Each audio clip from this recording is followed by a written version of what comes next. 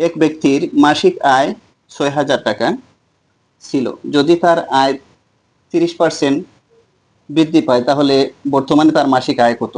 বর্তমানে তার মাসিক আয়টা আমাদের বের করতে হবে। তার আয় ছিল ৬,০০০, ৩০% বেড়েছে। অতএব বর্তমানে মাসিক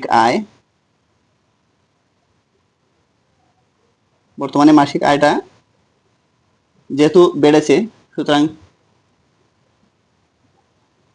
6,000 ইন্টু কত পার্সেন্ট বেড়েছে?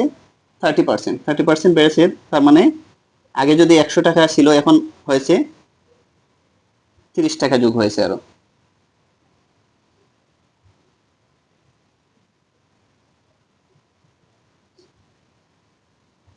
এখন দেখেন উপরে হচ্ছে ১৩৩, নিচে ১০০। এবার কাটাকাটি করি, এই শূন্য এই শূন্য কাটলাম, এই শূন্য এই শূন্য কাটলাম। এবার দেখেন এই ১৩ দ্বারা যদি ৬০০কে আমরা যদি গুণ করি, ৬-১৩ = ৭৮, তারপরে শূন্য আছে দুইটা, দিলাম দুইটা শূন্য, ৭,৮০০ টাকা।